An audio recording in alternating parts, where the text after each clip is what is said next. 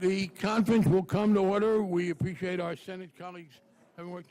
The conference will come to order. The conference will come to order. Today is the last day.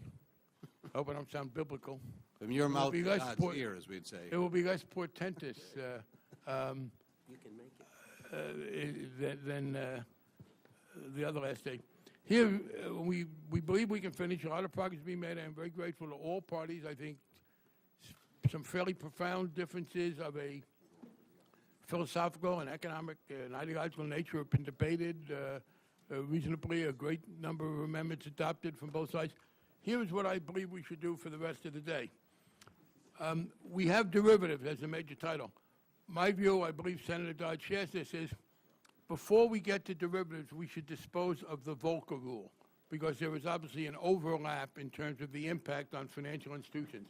So we believe, and I know this is also concurred in by the Agriculture Committee Chairman on the House side. So I know the Senator's been working on it. It's close to sending us an offer on the Volcker rule. When we get that, we will respond, and so that means we will get to derivatives later in the day after we have the Volcker rule in place. And I think we all agree that you should know what that is as you consider derivatives.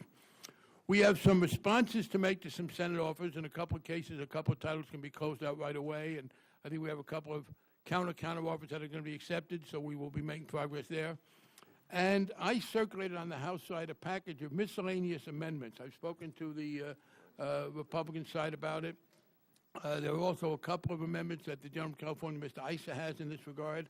And what I'm going to do is, when we get to it, I will offer the package that we circulated en bloc. But any member who wishes to get a separate debate on any one of them simply needs to move to do that. We'll, in effect, treat that as a partial division of the question. So we will begin with those miscellaneous amendments. Well, first, we will begin with us sending the Senate some counteroffers. And on one counteroffer, I know in Title VI, the gentleman from Illinois has an amendment, and there'll be a couple of others, that none of which I think are going to be very much a source of debate, except I think one on the one Senate counteroffer on the consumer. So let me... Mr. Chairman. Yes. I know this is rare for someone on, believe it or not, from over on this side to say something. I wanted to make a short statement and ask a question. First of all, I want to say to our esteemed chairman on this side, I've watched how a few senators over very parochial single-issue items almost are hijacking the process. And I just want to say to my friend, there are numbers of ways to get to 60 votes. And sometimes one can get very focused on a path and get in the middle of a battle and forget that there are numbers of ways to get to 60. And I just want to say that is said with goodwill. There are numbers of us that would like to see a balanced bill. Wouldn't take much at all to get to, and that's all in the eyes of the beholder. I realize what a balanced bill is. But I just want to say one more time, there's more than one path to get to 60. And it is fascinating to watch how a few senators who really haven't spent a lot of time on this issue over one issue potentially hijack the process. So I'll just let that lay and say that certainly should the good senator decide he wants to pursue another path, I'm ready to talk to you, okay? And to the chairman on the other side, I read this morning the papers like we all do. This is not a contentious ask, but I saw where a bill passed last week in the House regarding accounting standards or how you would deal with bad loans with smaller institutions. And I understand the desire to help smaller institutions, but it's a pretty scary thought that we might do something that dramatic. And I just wondered, this is, again, not a contentious ask, the conference, how are we going to handle the conference? Will it be solely those things we deal with like we've been dealing with, or is there a chance? Well, gentlemen, that item is not in this conference. I understand. And you mean when we get to a conference on that bill? No. I know these rules are very loose. on the conference, and there's no thought that we might add other. Oh, you're asking me whether we're going to slip that amendment in when you go to the bathroom? And I wouldn't use no, those words. Senator, go to the bathroom with complete freedom, because we're not going to try and incorporate that bill into this. Yeah, and I didn't ask that with any degree of contention. Just want to make. No, I understand. It was a perfectly reasonable question about whether I was going to do something sneaky, and I appreciate that there was nothing contentious about it. The answer is no. Gordy, I thought this was number 12. And let me just say, too, to my colleague and friend, is that I've managed a lot of bills over the years. There's all sorts of ways to get there.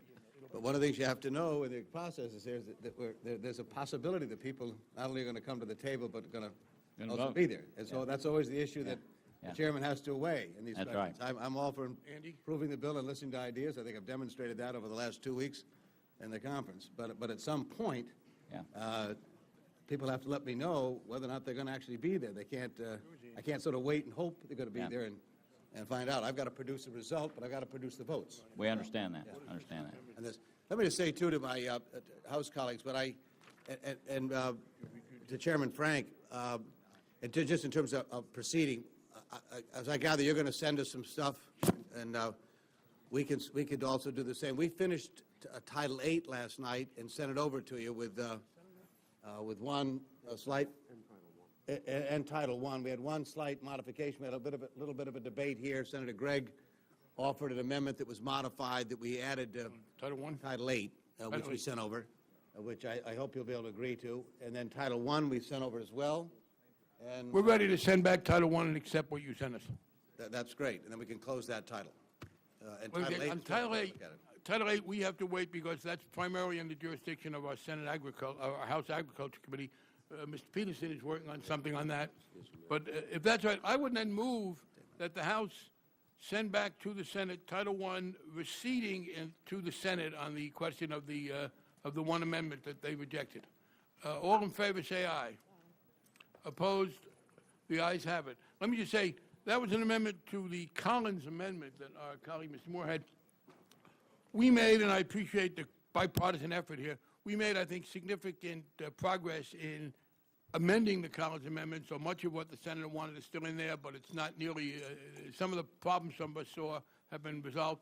So with that, Mr. Chairman, we agree totally to Title I. Next, I have on Title IX, Subtitle D, which is risk retention. I move that we accept the Senate counteroffer with 3 modifications. Have those been presented to the members? Let me ask the staff. Well, maybe I can't move that. Have the modifications been distributed to the members of the conference on the House side? All right.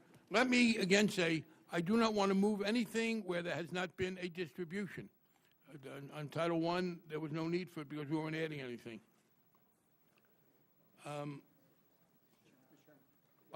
Have they been distributed?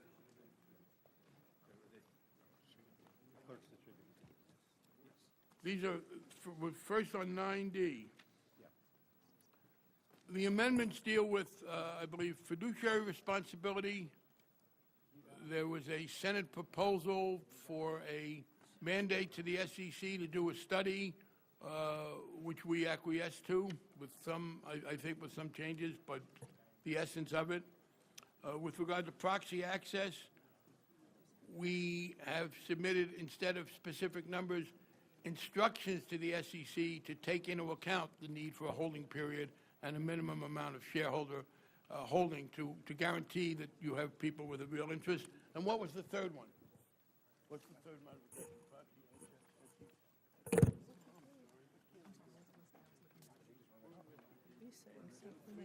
We've already submitted to the Senate the proxy access modification. Oh, I'm sorry. I read the wrong thing. I was talking about investor protection. I apologize. Here are 3 amendments to risk retention. Mr. Chairman, yes. I'm not sure we have them. All right, well, I withdraw that. Would the staff please make sure that nothing that is offered until what's being offered is distributed? I understand that this is a difficult process, and I appreciate what people are doing. Yes. So if we can get a copy as well, we could probably maybe, before you send us something, we may be able agree to something. I take it back.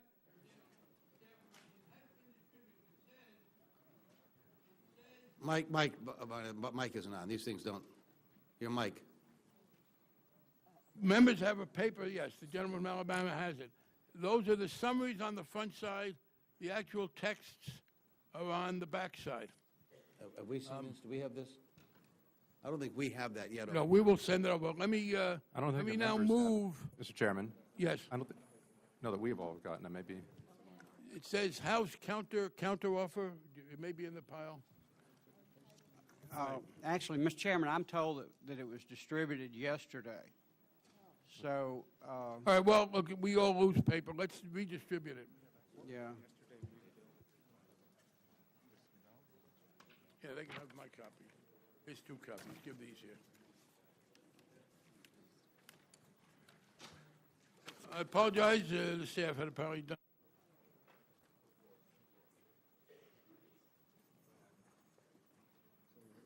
Yeah.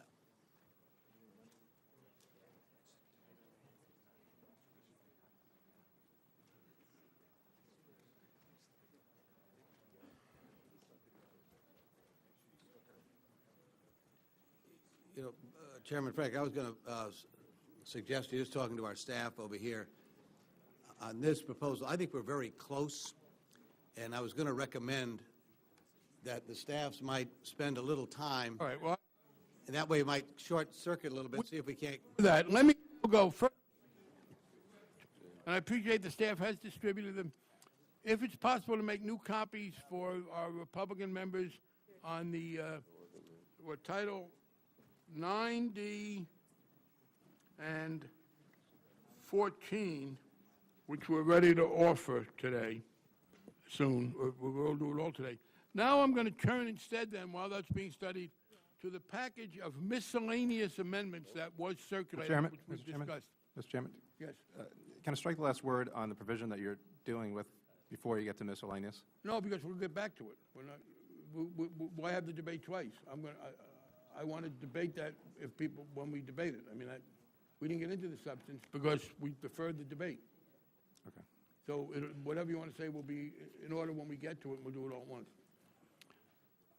Because the gentleman knows he'll say something, somebody else will say something, so we'll have the debate twice. We'll have it once, I promise. But on the miscellaneous amendment, it's been distributed with, now, does any member wish to have a separate debate on any of these in the package? Yes. First, I ask unanimous consent, and I'm told we have an agreement on this, to add the Office of Minority and Women Inclusion technical amendment, which came from Treasury. Is there objection? I hear none, so that's part of this. Let me say, after we do these, I am then going to turn to the gentleman from California, Mr. Iser, who's going to offer 2 more in this miscellaneous category. So is there any insistence on debating any of these technicals separately? If not, the question now is on the technical amendments. All in favor say aye, or the miscellaneous, aye. Opposed, no. They are adopted. And the gentleman from California is now recognized. The gentleman from California is now recognized to offer, there were 2 amendments, Darrell? Well, we have one amendment that's at the desk. We have one that has been. All right, let's do the one that's ready. Okay. So, yes, the clerk will designate the gentleman's amendment. Which one, Mr. Isa? This is the FOIA one. Okay. Amendment to H.R. 4173. I ask unanimous consent the amendment be considered as read, and the gentleman is recognized. This is the Chairman, study just- for you. Yes. Just one. Kelly, is the other one ready? Yeah. No. Let's do this one. This one, Mr. My Chairman, recommendation would be we will have the public debate, and our staff can do the real work while we're talking. as usual. Thank you, Mr. Chairman. Mr. Chairman, this is fairly straightforward. As you know, transparency is a team effort. During the period of the study, we simply want to have the Freedom of Information Act apply to and assist in the study. We have no other intention. This particular provision would expire when the study is completed, but we believe that FOIA requests by interested parties will add to the benefit and the amount of eyes that participate. Gentleman yield, yes, and I this is an amendment to a provision that's in the base text. It applies to the study that's already been ordered, which to my mind makes it germane. I think the gentleman has a very constructive amendment. and I thank him for it. Now Thank you. I yield back. Question is now on the amendment. All those in favor will say aye. Aye. Opposed, no. The ayes have it. Are we ready now to go to Title Mr. Chairman, Yes, I have an amendment at the desk, to which title? Title 10. Okay, yes. Oh, this is a miscellaneous. Yes, the gentleman from Texas is recognized. Can I get that amendment? Somebody gave it to me. Yes, Mr. Chairman, style number 4. The clerk will designate the amendment.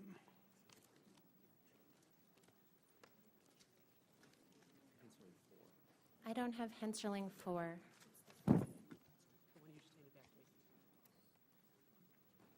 The Amendment to the House offer relating to Subtitle G of Title 10, offered by Mr. Henserling. I ask unanimous consent that it be considered as read, and I reserve a point of order. Gentleman is recognized. Thank you, Mr. Chairman. I don't know exactly what the point of order is being reserved for. We have tried to structure amendments dealing with the government-sponsored enterprises. This particular amendment alters language regarding the study that is within the base text. What this particular amendment do would be strike the word may, insert the word shall. Clearly, it is obvious to us that we are not being allowed to offer amendments that reform the government-sponsored enterprises. We're not being allowed at this conference to offer amendments that could honestly account on budget for the $147 billion and counting that taxpayers have had to expend on the government-sponsored enterprises. We can't offer amendments in this conference, apparently, to limit ultimately the taxpayer bailout, but there is a study. So I would hope that we could at least offer an amendment dealing with the study that is contained within the base bill, particularly, again, given the chairman's ruling with respect to the gentlelady from California's amendment dealing with the Stone Ridge case. So that's what this particular one does. Now, again, I have disagreed with the chairman on his ruling. I think that it takes some amount of tortured logic to allow in an amendment dealing with the Stone Ridge case, but it's the chairman's rules. I understand that. We have no other alternative but to respect it. But I do think that, frankly, aside from the question of procedural unfairness, I think, frankly, we have a substantive unfairness here. That's something that is absolutely at the root cause of the financial crisis that we have today.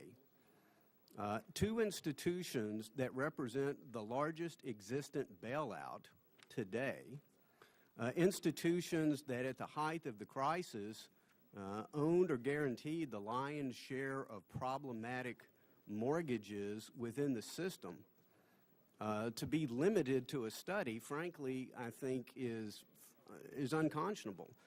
Now, I've heard the pushback that, well, you know, we haven't had time to study this. Well, they've been in conservatorship for almost 2 years. Come September, Fannie Mae and Freddie Mac would have been in conservatorship for 2 full years. People say it's complicated. Well, I assume systemic risk is complicated, but yet we're legislating on it. I assume derivatives is complicated, yet we're legislating on it.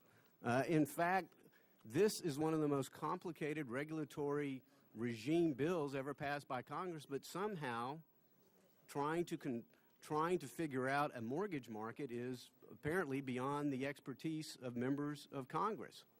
So my simple amendment is, again, if I can't offer the legislation that I offered 2 years ago that would ultimately transition over a 5-year period Fannie and Freddie back into a competitive market that would ultimately put an end to the taxpayer hemorrhage, because today status quo is perpetual conservatorship at taxpayer expense.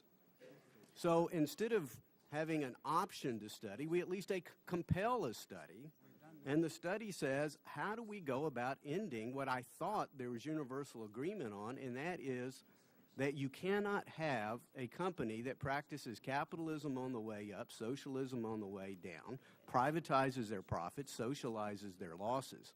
I thought I had heard universal agreement on that proposition.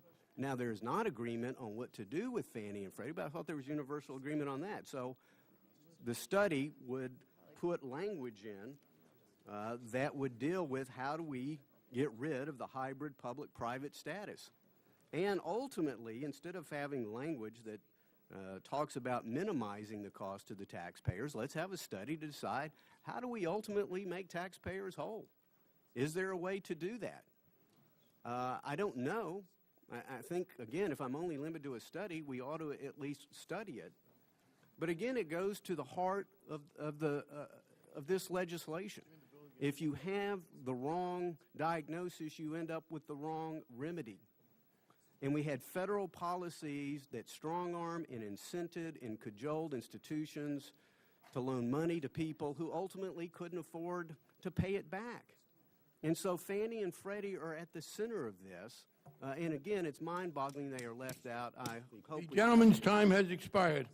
I recognize myself on the issue, and I do not press the point of order. I would say two things. First, as to the part about substituting, it's an amendment to the study, so it's clearly before us. The first part, putting in ending the hybrid public-private status as opposed to conservative, I completely agree. This is Senate language, but I think this makes perfect sense. The hybrid public-private status will be ended, and I agree with that. On the second one, I want to raise this issue. It does, as I understand it, I would yield to the gentleman, it does not mandate that there be no taxpayer losses, but it makes that an option. Is that correct? Yeah, I would say yes to the chairman. All right, the problem we have is this, with it, that if it were totally prospective, it would be different. We do have a conservatorship that, as the gentleman said, was initiated by Secretary Paulson in September 2008. It's still going on. I don't think, obviously, you can't do that retroactively if obligations were incurred at the time. Would the chairman yield? Yes. Again, it's simply a study, and it's trying to study a mechanism. It can't mandate. All right, the gentleman's being argumentative unnecessarily. I'm just asking the questions because let me take back my time to say this. We accepted an amendment from one of the members on the minority side to strike the exclusion of Fannie Mae and Freddie Mac from the list of entities to be resolved. We have since heard a great deal of distress from our major financial institutions who feel that this might put them on the hook for this. I don't believe that was the intent, but I can't be sure it's not the impact. And I know the Senate's going to have to be considered that, but we have said no taxpayer bailout, and we have said we may have to assess the large financial institutions. They, with some justification, think this may have that implication. I want to make very clear that that's not going to further exacerbate this. So even though it's just a study, I want to note the problem is that you have some of the major financial institutions saying, well, we know there were losses out there. You hope to minimize them, in fact, not have any going forward. But there are sunk costs already. If you say there's no taxpayer payment for them, does that mean they become part of the assessment of large financial institutions? So I would ask the gentleman that question. When we're talking about costs that were already incurred during the period of the conservatorship, and in fact costs that the conservatorship inherited, well, it does say exercise of authority under the conservatorship, so I assume that means costs they inherited would not be covered by this. But I would ask the gentleman if he's concerned about the fears that have been expressed by the large financial institutions that there may be a cost shifting to them. I'd yield to him. Well, I thank the gentleman for yielding. I'm not sure what the relevance is to this particular amendment. If we're having a discussion about the previous amendment, this amendment, like the previous amendment, like my underlying legislation, all has the purpose of trying to alter the status quo. But I'll take back my time. I'm sorry the gentleman doesn't want to engage in a serious issue. We can continue to have the arguments back and forth about the general point. But the financial institutions have raised a serious concern because of a Republican amendment that we adopted, namely that the effect of it might be a cost shifting to them of costs that were currently to be borne by the taxpayers. I think that's a legitimate concern. I was asking the gentleman to engage that. Why we then get back? Not yet. Why we get? That's not the question of changing the status quo. I agree, and we have in fact initiated efforts to change the status quo. We've had hearings on it. I am committed to doing that. That does not override the question of whether this will further exacerbate the fears of a cost shifting. And apparently the gentleman doesn't want to engage that. I think that's unfortunate because I think it was a legitimate concern raised by major financial institutions. I yield back to balance my time. Chairman, yield for a question. Would the chairman yield for a quick question? Yes, the gentleman. On this point and the previous one you're talking about, wouldn't it be a question of perfecting an enactment date ratio, both for the bank's concern and for this study? I would say to the gentleman, I don't know the answer. That's, the amendment came up. We hadn't any previous discussion. I thought, on its merits, I thought it was reasonable. I hadn't thought about the other implication. And having not seen the full implications when it came up, I'm not going to give an off-the-top-of-the-head answer on a further one. I do think that they've raised a legitimate concern because we're talking not just about the reality, but the perception of investors and others. And I raised the same concern about this. And as I said, I'm sorry that my colleague doesn't want to engage it. Mr. Chairman? Yes. Well, I think that makes one of our points over on this side of the aisle.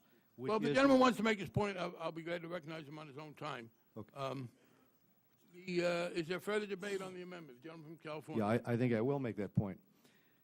One of the concerns here that you're speaking to at the moment is the fact that in conservatorship, originally this was a cap of $200 billion, so we knew what the cost might be. As the estimates climb to $450 billion, and now we see the potential for actually a $1 trillion cost, there is a lot of focus on this issue. But that is why the other amendments, in addition to this one that we put forward, attempted to address changing now the moral hazard problem that we've created here. And I think the reason it's important for us to hear this debate is because 68% of the subprime lending that went on was involved with the GSEs, with Fannie, Freddie, and the Federal Home Loan Bank. And for those of us on this side of the aisle who have witnessed the collapse of the housing market and the failure in this legislation to address this issue, we see a moral hazard problem that has already taken down, this segment, the housing segment of the economy, and many institutions that relied upon it or were involved with it. But now looking forward, we're looking at a cost to the taxpayer which is far in excess of what to date has been admitted. This is why we had amendments suggested to put this on budget so that we could deal with it in the budget. Again, that has been rejected to date. This is why I tried to offer an amendment on a cap. And so going forward, I think the gentleman's amendment at least moves us in the right direction in terms of looking at how we change this hybrid status that exists out there where frankly, we had institutions which created in the marketplace an abnormal housing bubble because they could borrow at near government rates, and they could form these portfolios and take these massive risks and transfer that risk onto the taxpayers or potentially onto other financial institutions, depending on who ultimately has to pay for this.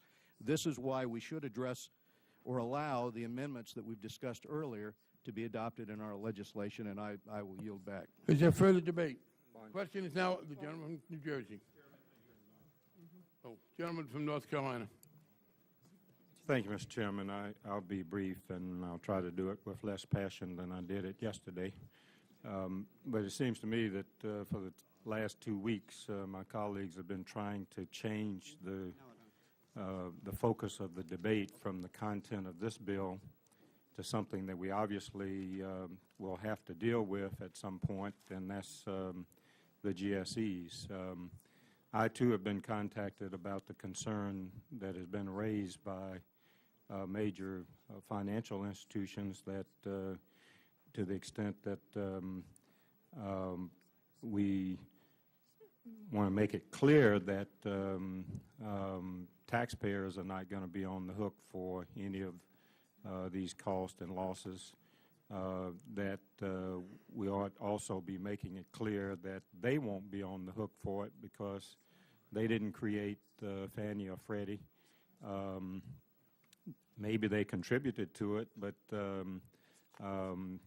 so we've been engaged in my colleagues have been engaged, in my opinion, in an effort to message something without understanding the logical consequences or potential consequences of what it is they are talking about.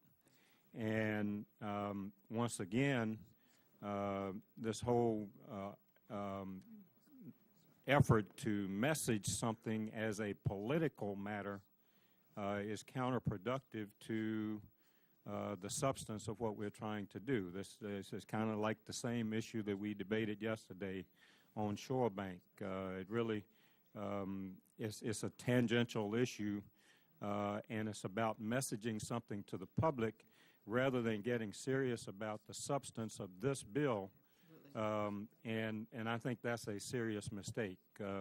We could have serious potential consequences here of just acting on something that has not been thoroughly thought through, that may have the effect of cost shifting from taxpayers to other people who really shouldn't have the cost shifted to them either. And I think... Gentleman yield.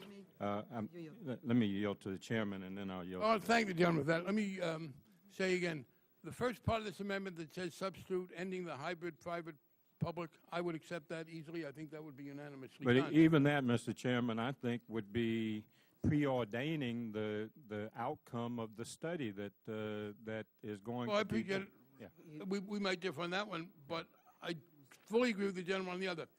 My Republican colleagues offered an amendment which we accepted. It has caused wide concern in the financial community. It's not one that has any real impact one way or the other, but they believe that it is leading to a perception that they're going to be on the hook for money, and it is disarranging the investment perceptions. I asked the gentleman Texas to address it. I got back his general dislike of Fannie and Freddie, which, we have all committed, I believe, to getting rid of Fannie and Freddie and replacing it. So we have rhetoric about, and in fact, the gentleman, others said they're not trying to do it overnight. They realize it has to be done. So we have a second part of the amendment that will, without question, add to the fears that there could be cost shifting. And I understand wanting to make political points, but to do that in a way that's going to disarrange the investment climate, I think, is a great mistake. So I hope it's defeated. I reclaim my time and yield to the gentlelady from New York. I would like to state that earlier Senator Dodd called all of this focus on GSEs a stall technique, and I agree with my colleagues that they're getting away from the purpose of this bill. And I'd like to note that the losses that caused the financial crisis were not totally related to GSEs' purchases or guarantees. The vast majority of the subprime loans were privately securitized and purchased by private buyers, and the losses on subprime mortgages and CDOs that damaged AIG, the investment banks, were privately securitized residential mortgage-backed securities. This is a topic that the chairman has pledged to have his full attention after we complete this bill.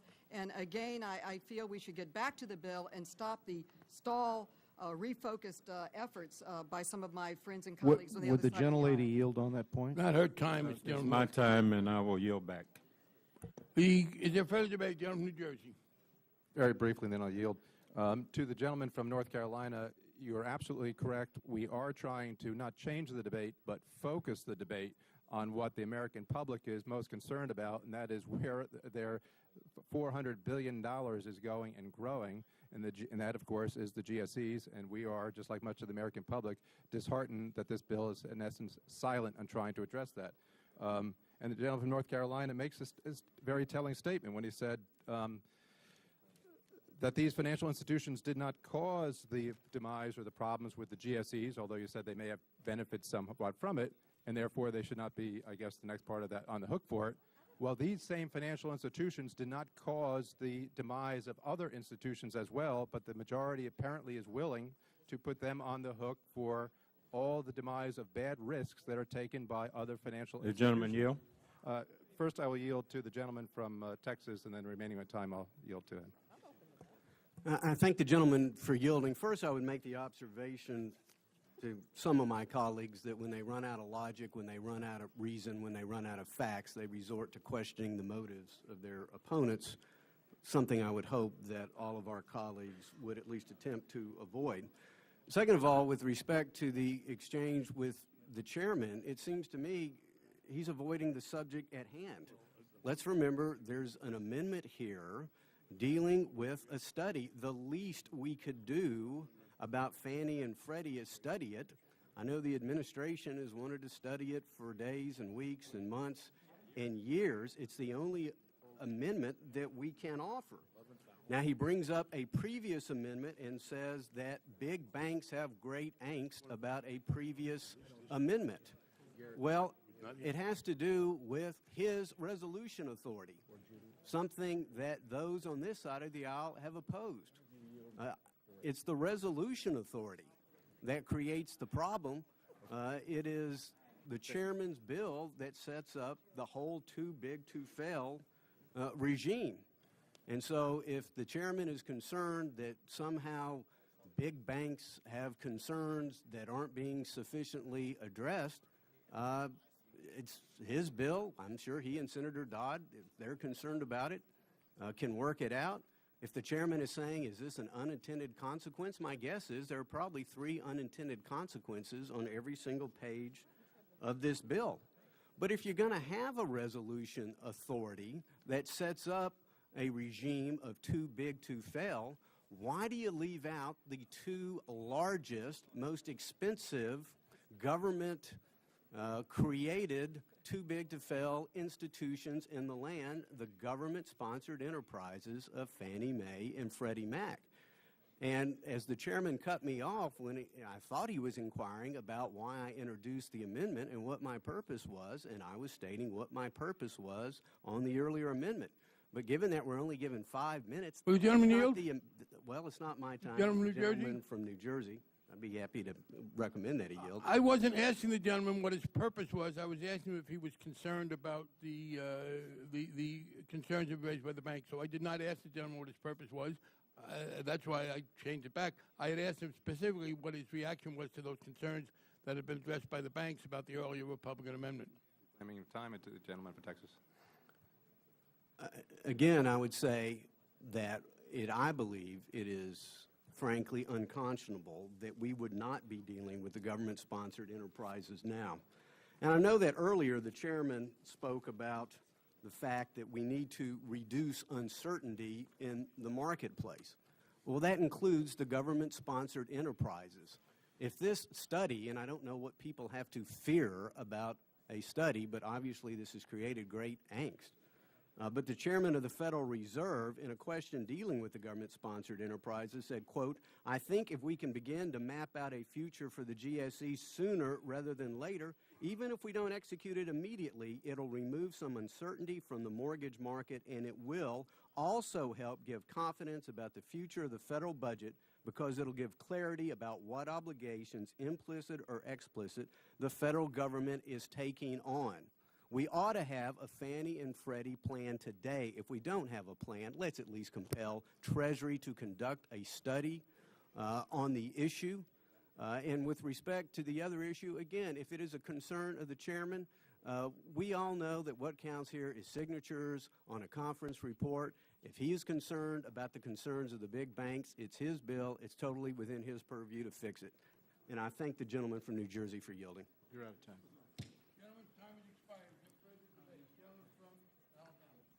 Thank you, Mr. Chairman. Mr. Chairman, I think finally this debate has crystallized. And I think we've come to really the core issue of this conference. And that is who pays. Now, for 2 weeks, and this is messaging. In fact, this bill is called the Wall Street Reform Bill. And it sets up a resolution or a bailout fund for creditors and counterparties. It sets up a fund that you can loan a failing company, a financial company, money, the so-called too big to fail, because the failure would result in destabilizing the economy. Now, for 2 or 3 weeks, if not 2 or 3 months, what the American public has heard from my Democratic colleagues is that Wall Street ought to pay. Now, all of a sudden today, you're doing a 180. When Mr. Hensling offers an amendment that says the taxpayers shouldn't have to pay, it's all of a sudden they're no longer the big Wall Street banks. All of a sudden they're financial institutions which have concerns because they might have to fund a bailout. Well, I thought for 2 months the message that the American people have been hearing is we're not going to put this on the backs of the taxpayer. The large financial institutions, or Wall Street, as you've used that term, they ought to pay. So that's what this amendment is all about. All of a sudden, this concern in the last day for Wall Street by the Democrats is a complete reversal. And I don't see this too much about the government-operated entities.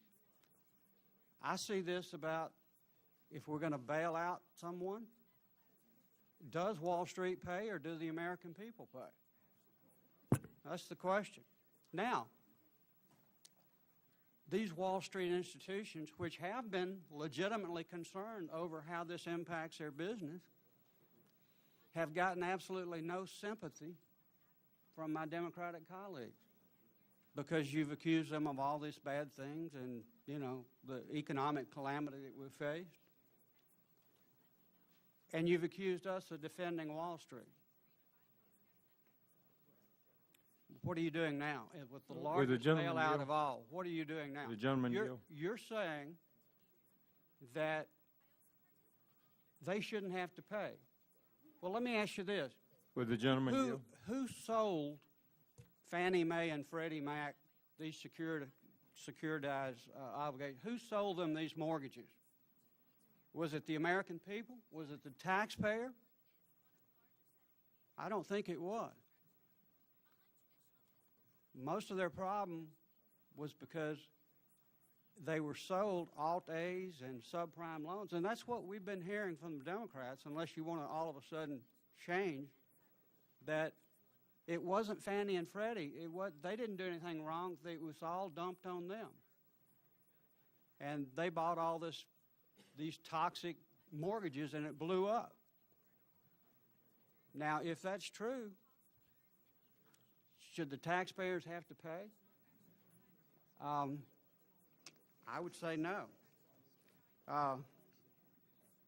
If you're going to defend the mega financial institutions who've called you this week and tell you, don't put this on us, then go ahead and do it.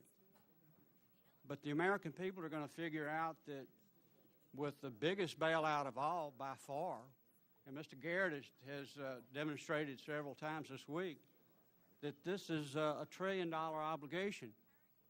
If you want to put it on the American people, do it. If you want to assure your friends on Wall Street that you won't do anything to hurt them, that you'll send this bill to the taxpayers, then do it. I mean, now's the moment of truth, and the ball is in your court. We have consistently said the taxpayer, if you're going to design a bailout system, you're not going to put it on the taxpayer. Is there further debate? Gentlewoman from West Virginia. Thank you, Mr. Chairman. I'd like to yield my time to the gentleman from California. I thank the gentlelady for yielding. I would like to correct the record on maybe a misperception. The gentlelady from New York made the observation in terms of the role of the GSEs in the subprime lending. And one of the realities here, the Richmond Fed came out with their studies. By 2002, 68% of the subprime mortgages were the result of the activity of FHA and the GSEs. And I want to go here to a larger point. Will the gentleman yield briefly on that? I will yield. That was 2002.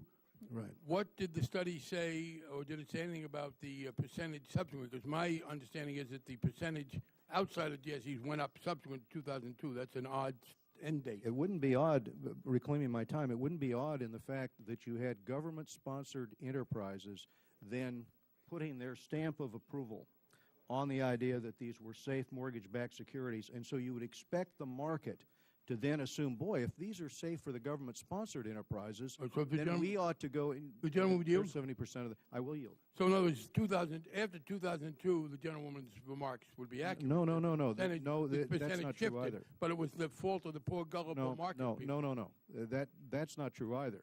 It remained dominant in the market. And of course, one of the reasons we want adoption of these studies is that we suspect it will show exactly what the Richmond Fed has shown, which is that the government intervention into the market with the affordable housing goals, which mandated the GSEs reach these objectives, and they reached them through through buying up these subprime and Alt-A loans. They will show that that was the dominant factor in the market that drove up the moral hazard. But I want to go to another point, and that is the GSE's inclusion in the definition of financial company, which we're talking about right now, and whether or not that should be resolved through this resolution process, because that's the issue before us right now in terms of the expressed concern that the chairman raised. I think that this points out the greater concern over moral hazard to the entire resolution process, and here's why.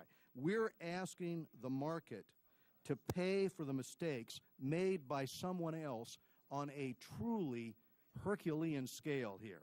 We are detaching risk-taking from the consequences of those actions. We are on a major scale with this legislation now socializing losses and privatizing profits. We're doing that through this resolution authority. And this will be the model going forward. Now market participants will know that someone else will end up paying for the risks that they are taking.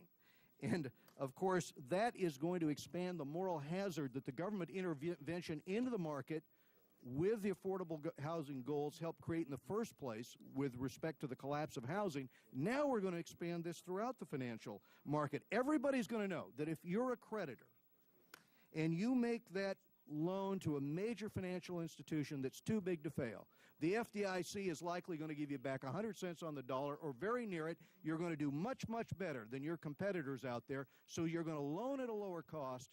You're going to loan at 1 full point of interest less. You're going to balloon up these large financial institutions. Perhaps that's why the investment banks like this bill, except for this amendment that Mr. Henseling made that might ask them to share part of the cost. I frankly think this is exposing the very problem with the underlying premise and why we should instead look again at the Republican alternative, which is enhanced bankruptcy. Is there further debate?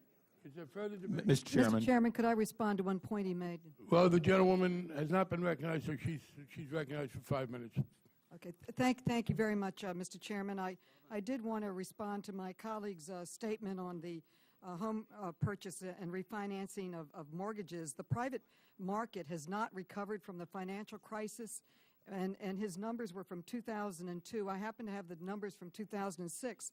The private sector issued almost half of all mortgage-backed securities, $917 billion. But after the crisis, this volume fell, and now in the year of 2009, the private sector only took up $31.9 billion and only $2.3 billion in 2010. Before the crisis, they were playing a significant half, if not more. But Fannie and Freddie have been taking up the slack during this economic downturn, and they are right now the primary source of housing finance. I agree with my friends on both sides of the aisle that we need to discuss new ways of reforming our system, of supporting the housing markets, and determine whether there are more efficient ways of supporting home ownership. But I agree, as I said earlier, with Chairman Dodd, who has called this a stall technique, and I would hope the chairman would call the question so we could get back to the main bill. Is there further debate? Mr. Chairman. Chairman, I have a second-degree amendment at the desk. Well, let me hold off. Yes. The clerk will. ISA second-degree amendment. Has it been distributed? Yes, it has, Mr. Chairman. It's being distributed now, sir. Thank you. Right. Then how long is it? One word. Have the clerk will read it. Page 1629, line 9, strike conservatorship and insert hybrid public-private status. Page 1629, line 13, strike while minimizing the cost to taxpayers and insert providing that taxpayers shall bear no new losses from the exercise of any authority under their conservatorship. Let me ask you, so that it's the addition of the word new? Yes, Mr. Chairman. Well, let me say, parliamentary, note that the effect of this is simply to extend the debate, so members who No, already Mr. spoken- Chairman. No, I'm sorry, but that's the effect of it. The effect of this will be, it's a second agreement, that everybody's already spoken will be allowed to speak again. I'm not going to sit and subject the members to a repeat of the speeches over a one-word issue like this, so at some point we may move the previous question, but the gentleman is now recognized. Thank you, Mr. Chairman. I had not spoken on the The gentleman, I didn't say the gentleman had spoken, but everybody who's spoken the first one, the effect of this is to give them a chance to do it again. We're not going to have a series of secondary amendments that prolong this debate, so I just want to I explain appreciate that, Mr. Chairman. I added the word new out of my concern for both this and the other amendment that you spoke of earlier, that although we cannot resolve here today all the concerns of Wall Street, we very clearly should try to, in this study as many things as we can that are relevant. And if, as an outside conferee here, I would like to know, to the greatest extent possible, are we able to minimize future losses if, in fact, there are losses? The gentleman yield for question. When would the new start from? As of what date? Enactment of the bill? I mean, what? Enactment would be my envision, Mr. So it would Chairman. be any costs that were incurred after enactment of the bill. Right. Actually, it's as a result of yes. Thank you. So, Mr. Chairman, I hope this would perfect the amendment to allow for the expansion of the study. I am deeply concerned that your new mechanism, whether we agree with it or not bridge further activity from what the American people already expect, right or wrong, are the losses that may ultimately be incurred. And so studying that we would not have additional losses as a result of, if you will, this bill seems to be a reasonable thing to direct. And I certainly would suspect that the chairman and other members of the Financial Services Committee will be actively involved in making sure this study interprets new properly. The gentleman yield. Of course I would yield. I do appreciate the gentleman's second-degree amendment, and if we are focusing on the underlying amendment, it's an important amendment because something that's been lost in the debate, and I've heard the chairman say it before to some extent, and I don't want to put words in his mouth, and he can correct if I have the wrong impression, that the losses to Fannie and Freddie have resulted from their previous activities. But according to the Congressional Budget Office, and I don't have the number right in front of me, but they are predicting roughly a $65 billion loss, give or take, going forward in the 10-year budget window. So one could argue that maybe the lion's share of losses are in the past, but at least according to the Congressional Budget Office, there are losses in the future. And I think, again, a simple study to figure out, are there ways to make the taxpayer whole as opposed to having a $65 billion loss is important. And then if the gentleman would allow me perhaps another 30, 45 seconds, I want to make it very clear on the earlier discussion of last week's amendments. And I'm speaking just for myself. I've always disagreed with any kind of regime that, for example, could force Ford to have to bail out Chrysler and GM. I've been against that regime. So should the big banks be concerned about this regime? The answer is yes. Should they be concerned with the application of Fannie and Freddie? I believe the answer is yes. But as I read the underlying law, to put it in some kind of bill in context, number one, let's recall the Secretary of Treasury has, for all intents and purposes, said the full faith and credit, although he won't use that phrase, is behind Fannie and Freddie. It sounds like the taxpayers are stuck being on the hook. I think he just said we stand behind the GSEs. Also, to trigger this authority, I think would take both a vote of the Systemic Risk Council and the Treasury having to sign off before the resolution authority would be triggered in the first place. So is the anxiety or fear well-founded? Perhaps. To what degree? I don't know. But again, I'm not here to punish banks. I'm here to protect taxpayers. That's my purpose. And I yield back to the Thank gentleman the from gentleman. And before I yield back, I would just comment that I am concerned that Freddie and Fannie are being relied on, FHA relied on for more and more loans today. I'm pleased to say, even though I'm not in the hearing over in the House today, that Wells Fargo, for example, is making 80% of their loan modifications outside of HAMP and other federal assisted programs. So the market is recovering. My hope is that the losses will start to abate. Still, I think we should never not want to know everything we can now and in the future, and I would urge support and yield back, Mr. Chairman. I recognize myself, and again, I want to explain the parliamentary situation. The effect of this amendment is to let everybody who's already spoken speak again. I do not think that would be beneficial to the process. But I do want to address the underlying amendment and the second-degree amendment. There is a distinction between past costs and current ones.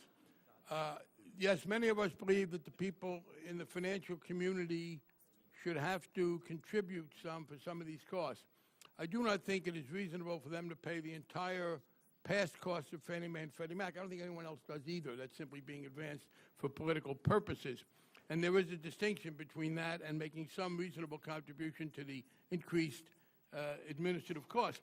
I was struck by the gentleman from California statistics, which he stopped in 2002, but he said that while there was an increase, as I understand it, in private market activity subsequent, that was because, in part, the stamp of approval that had been given by the GSEs, and that encouraged more to do that. And I just want to subscribe to his theory that the fact that the GSEs were buying subprime loans apparently had very broad persuasive effects, because subsequent to 2002, as I read from a Wall Street Journal article from June 22nd, 2010, I believe it's from them, study subprime lending fueled by campaign cash. There's a quote from the gentleman from Texas, Mr. Henseling, and it says in this article, government policies enjoyed bipartisan support. On the left, easy lending policies helped fulfill social goals, while on the right, they boosted the ownership society envisioned by the Bush White House. There's a historical myth that only people on the left were pushing for home ownership. In fact, President Bush was a major advocate for it. In 2004, he forced Fannie and Freddie, over my objection, to buy more loans in that category. And among those who joined in this chorus was the gentleman from Texas, Mr. Henseling. And the article quotes Mr. Henseling as follows from a hearing in 2005, quote, "With the advent of subprime lending, countless families have now had their first opportunity to buy a home or perhaps be given a second chance. The American dream should never be limited to the well-off or those consumers fortunate enough to have access to primary loans." At that time, the gentleman from North Carolina, Mr. Watt, the gentleman from North Carolina, Mr. Miller, with my support, were trying to get a Republican-dominated Financial Services Committee to accept a piece of legislation that would have restricted the loans. My Republican colleagues wouldn't even consider it. Some wanted to, but they were overruled. And then finally, when we were in the majority in 2007, we passed a bill to stop these bad subprime loans that we had tried to stop years before. Many of the Republicans on the conference committee criticized us. The Wall Street Journal said we were creating a Sarbanes-Oxley for housing, that we were denying the ability of people to win this in the market. So let's be very clear where the subprime loans came from. A lot of people participated, including people on the left and people on the right, gentleman from Texas, among others. As to this amendment, I do not think it is wise. If it simply talked about the hybrid issue, that would be one thing I'd support it. I do not think it is wise to further exacerbate the fears in the community, and I do think it is a different story. Mr. Chairman, I could would the gentleman yield yield? I would ask unanimous consent to withdraw the amendment then. The amendment is withdrawn. So the question is now, because you don't need unanimous consent to withdraw the amendment, I appreciate that, gentlemen. The question is now on the Henseling amendment. All in favor say aye. Aye. Opposed, no. No. The noes have it. The amendment is defeated. The gentleman asked for a recorded vote. The clerk will call the roll. Financial Services Committee only. Mr. Chairman? No. The chairman votes no. Mr. Kanjorski? No. Mr. Kanjorski votes no. Ms. Waters? No.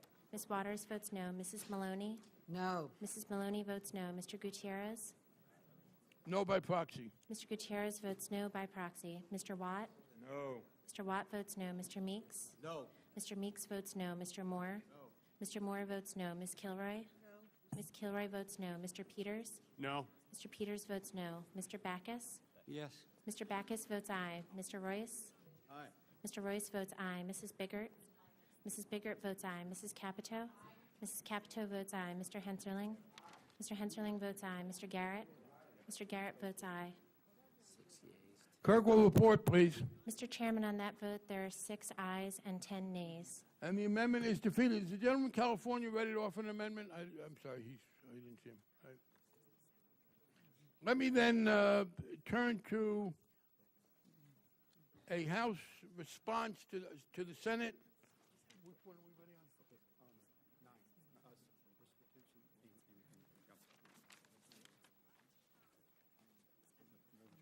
I now move the House send to the Senate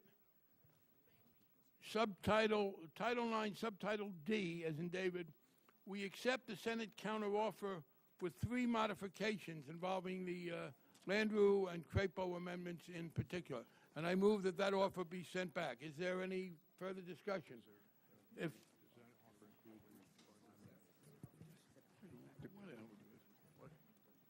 which amendment? Should I have a copy?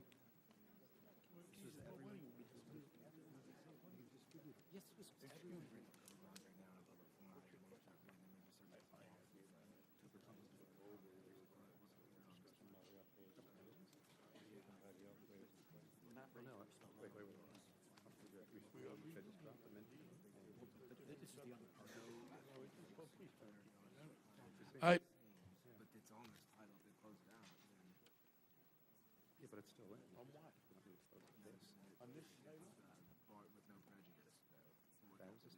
I've since been informed that we may have an agreement here, so I withdraw that amendment. I'm sometimes the last to know, but at least still in time. So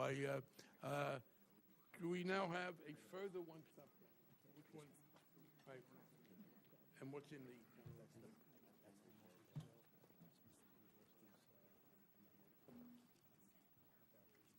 Anything else?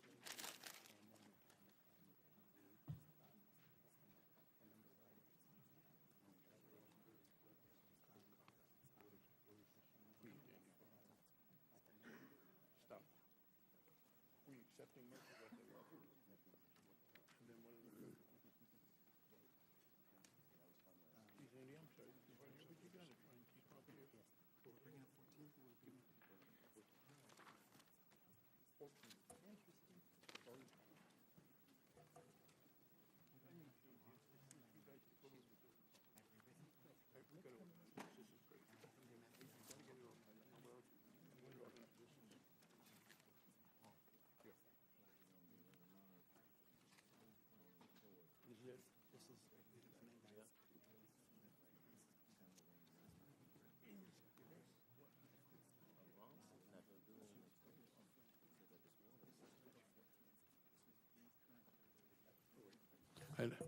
I now move our counteroffer on Title 14. We accept the Senate counteroffer with the following changes. We want to modify the language regarding the authority of HUD, the Department of Veterans Affairs, Agriculture, to define qualified mortgages. We want to modify the amendment regarding provision relating to mortgage fraud. We had some concern on our Judiciary Committee part about criminal activity. I believe they discussed that with Senator Leahy. I think that there's been a kind of a clearing up of the criminal pieces. We have a provision relating to the treatment of private mortgage insurance in the points and fees calculation. There's a limitation on force-placed insurance charges. On the question of appraisers, that's the gentleman from Pennsylvania's provision. We have some joint rulemaking authority and exempting services providing coupon books for fixed-rate loans from the periodic statement requirement. So I move that offer. Is there any further discussion? If not, gentleman from Pennsylvania has an amendment. I have an amendment at the desk, Mr. The Chairman. clerk will designate the amendment. Kandorsky Amendment to June 23, 2010 House Counteroffer, strike modification number 5 and insert. Page 3, strike line. I ask unanimous consent the amendment be considered as read. Let me just ask them, is this something that's been agreed to with the Senate? I understand it has. All right, well, we can take a brief description then, and we will send it over. Let's have a brief description.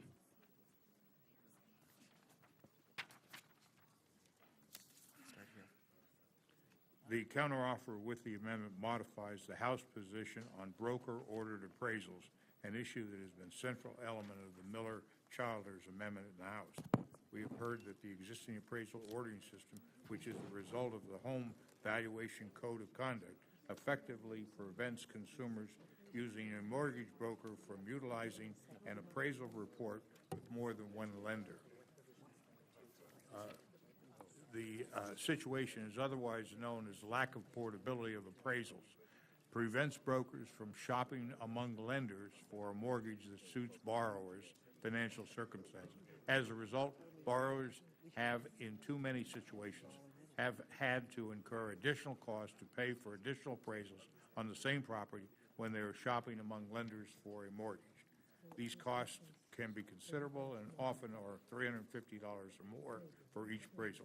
To protect home buyers from these additional costs of home ownership, the House offer now contains language that would provide for the portability of appraisals. Regulators would issue rules to implement these portability standards. Together, these reforms to allow for the portability of appraisals, establish rulemaking authority, and improve the language related to the cost of force-placed insurance are sensible. I urge the Senate to adopt them. Is there further discussion? If not, the question is on the amendment of the gentleman from Pennsylvania. All those in favor will say aye. Aye.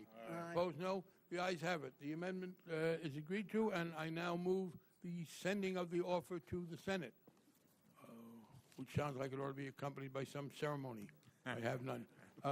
All those in favor of sending the counter offer will say aye. Aye. Opposed, no. The ayes have it, and it is sent over.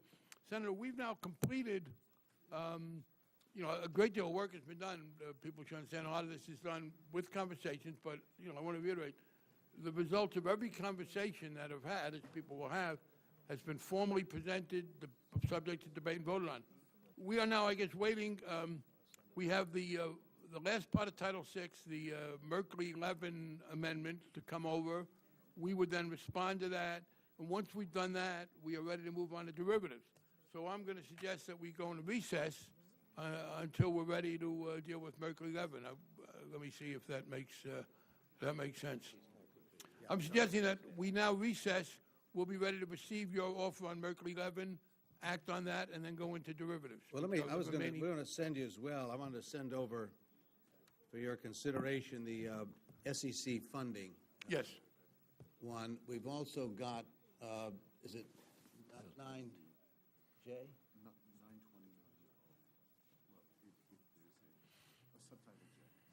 Of 9. Yeah, subtitle J of 9 we want to send you as well. How many subtitles does the darn thing have? A lot. Jesus. And what was the third item? All right, well, Senator, we'll receive all those, but I think it would be a good idea, again, and I apologize, I sometimes express exasperation. The people who work for both committees and the individual members, staffers, have worked harder and more productively and more constructively than any group of people I've ever seen. So I do want to acknowledge that. Let's then take a little bit of a break. Let me just echo that point. I mean, there were literally last night, people were up, again, all night on these matters, and we're going to be prepared to work with you and share with you fairly quickly some language on the so-called VOCA rule, as well as on the derivatives section. I want to publicly thank Senator Blanche Lincoln, the chair of the Agriculture Committee, and Saxby Chambliss and others and staffs who've worked very, very hard, obviously along with the Banking Committee staff, on these matters. There may be a couple of other issues we'll still have to work our way through, but a tremendous amount of effort's been made to put us in a position where we know that we've also received about 200 suggestions from the House on the derivatives section. They worked all night through those suggestions as well, the overwhelming majority of which we're prepared to accept. Some we have some differences with, but a lot of work has been done, and we hope, when we get through that and the VOCA rule, and for these other matters. We'd also, I know there's work being done all night, was done as well on the sections dealing with the fiduciary rule. And I want to thank Senator Johnson, his staff, and your staff, Mr. Chairman, others who worked on that, as well as on the proxy access. A lot of work been done as well. So I know they're fairly close to making some offers on those matters, which we'd like to consider as well when they're ready to present them to us. Thank you. Now I recognize the ranking member of the Committee on Agriculture as a conferee. Mr. Chairman, if I could inquire about the recess, is this subject to the call of the chair? And my understanding is we potentially could have a floor vote sometime between 11:30 and noon. Yes, and let me say, we will, and let's put it this way. I know the Agriculture Committee people are particularly interested, obviously, in derivatives, where their jurisdiction is at least equal to ours. We will be doing the Volcker rule. The Senate will be doing its version of the Volcker rule and then sending it to us, so there'll be plenty of notice. When we start winding down on the Volcker rule on the House side, that will be the signal that we're about to take up derivatives, so members will have plenty of notice on that. With that, we're going to be in recess. I'm going to send over the SEC. All right. Yes. Formally, that'll be done, and we'll send over J on 9 as well. Okay. We'll do those two. Do you want to be informed? Yeah, well, we'll stay in session. Yeah, you don't have to stay and listen. All right, you just vote to receive it. Mr. Chairman? Yes. I'd like to stay. We're always delighted to have Just a technical request.